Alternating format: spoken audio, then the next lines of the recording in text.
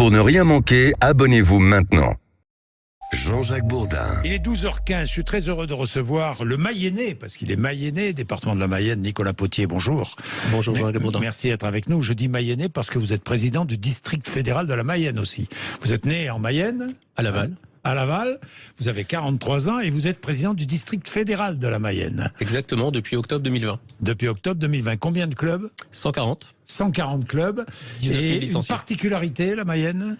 On est le premier département de France en termes de, je dirais, le rapport de licenciés par rapport à au nombre d'habitants, ce qui fait un territoire vraiment footeux et sportif. Est-ce qu'il y a toujours autant de jeunes qui viennent pratiquer le foot ? Oui, je dirais ça reste constant. Oui. Avec une nouveauté, c'est surtout l'arrivée massive de jeunes filles. Et donc, ça va vraiment, je dirais, avec, je dirais, la nouveauté. Et en tout cas, ce qu'on attend du foot aujourd'hui, un foot un peu plus mixte à tous les niveaux. Et donc, ça commence aussi par le plus jeune âge. Oui, il faut que la mixité s'impose aussi dans l'arbitrage, hein, parce que c'est difficile. Hein, Alors, nous en sommes très loin, on est à 5% aujourd'hui. 5%, donc, oui. Imaginez, il y a du travail. Oui, là, il y a du boulot. Il y a du boulot. Nicolas Potier, avant de parler d'homosexualité dans le monde du football, avant de revenir sur le reportage et votre témoignage dans SoFoot était absolument passionnant, je voudrais que nous parlions de la difficulté d'arbitrer tous les dimanches aujourd'hui quand on est bénévole. Et quand on arbitre et qu'on est sous le coup d'insultes, de menaces même, et même parfois des arbitres sont frappés.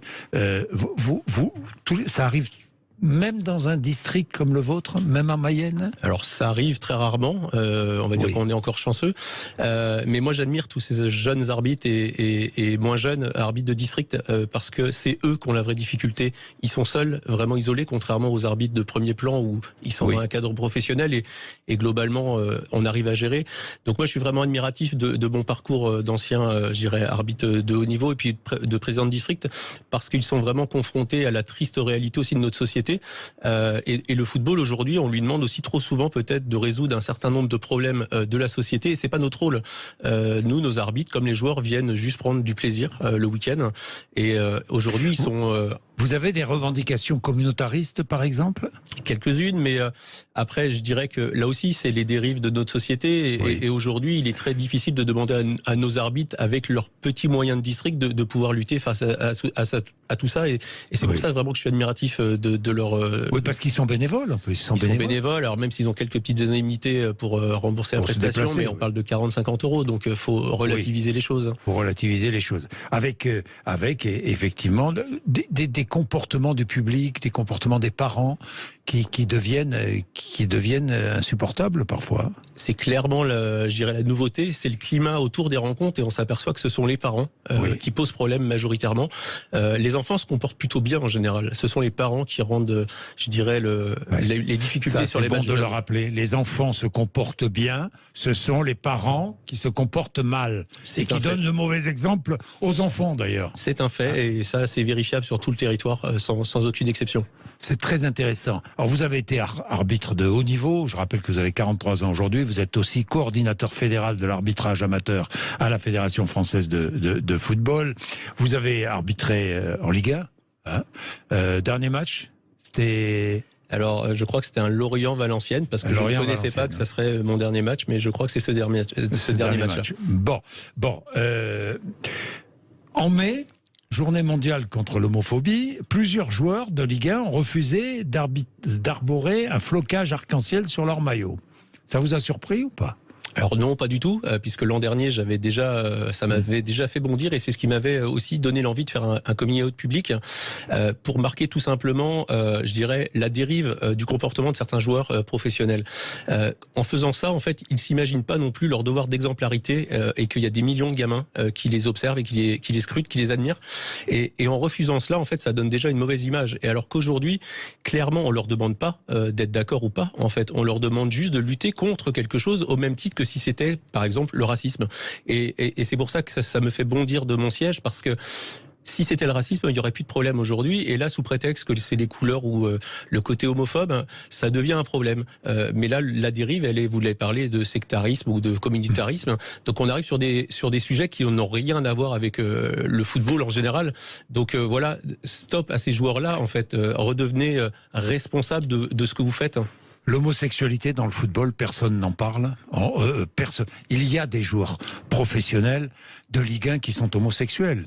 C'est évident. C'est évident, ils ne le disent pas. Non, mais comme d'autres arbitres, comme d'autres dirigeants, probablement.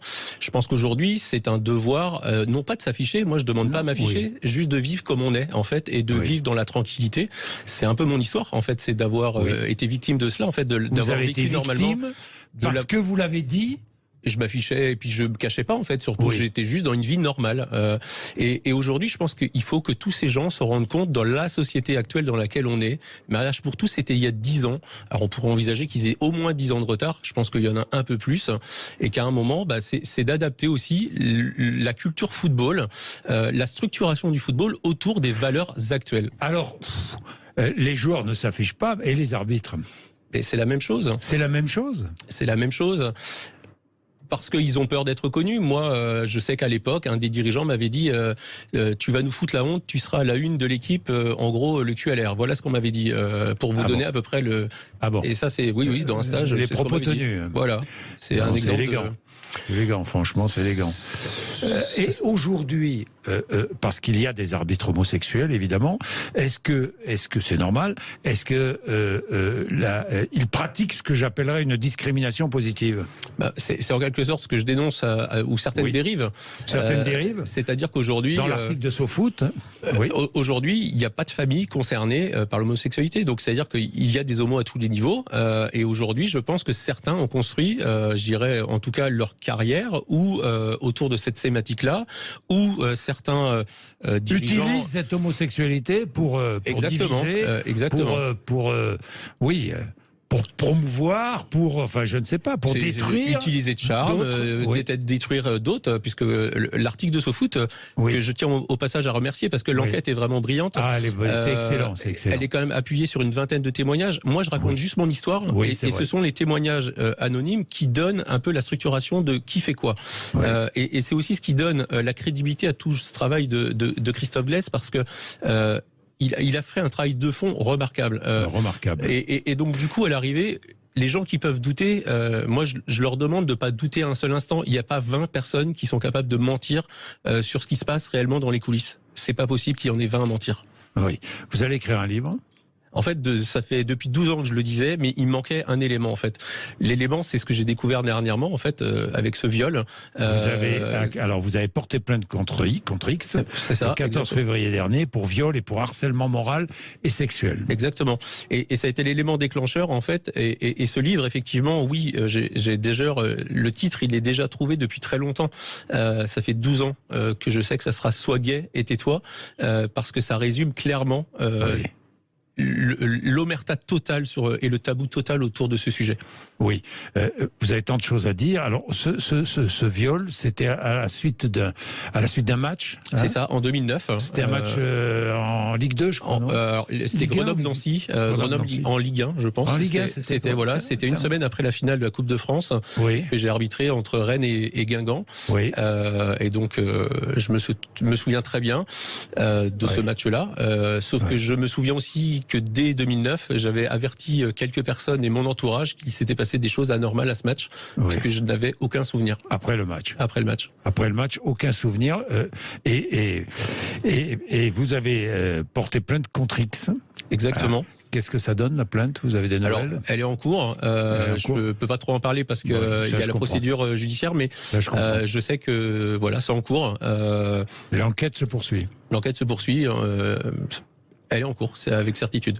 Bien. Pourquoi est-ce que vous témoignez? Parce qu'aujourd'hui... Pourquoi? Aujourd'hui, je suis convaincu d'une chose. Si personne ne parle, personne ne le fera jamais.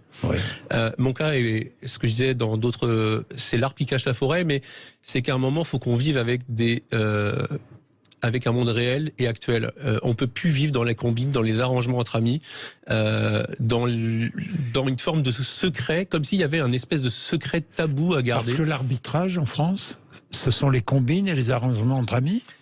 Moi, je vais être très clair avec vous. J'ai été arbitre professionnel. J'ai été conseiller technique en arbitrage, un professionnel de l'arbitrage. Aujourd'hui, je suis président de district. Oui. Si tous les autres présidents de district avaient le même courage que moi, ils le disent tous dans les réunions, l'arbitrage est un État dans l'État. Quand vous allez dans tous les districts, les 91 districts de France ou dans les 13 ligues de France, tous les dirigeants vous diront la même chose. J'ai cette chance d'avoir fait ce panel de fonctions. Et aujourd'hui, quand je le dis, certains s'en étonnent. Je suis quand même surpris, puisque quand je les vois en individuel, ils le disent tous de la même manière. Donc, à un moment, il faut se poser aussi les bonnes questions. Manque de courage. Il faut du courage. Aujourd'hui, je pense l'avoir. Ça me coûtera peut-être cher, ou ça me coûtera peut-être autre chose, mais c'est pas grave, parce que mon combat, il est juste. Parce que vous serez en paix avec vous-même. Moi, j'ai une dernière question.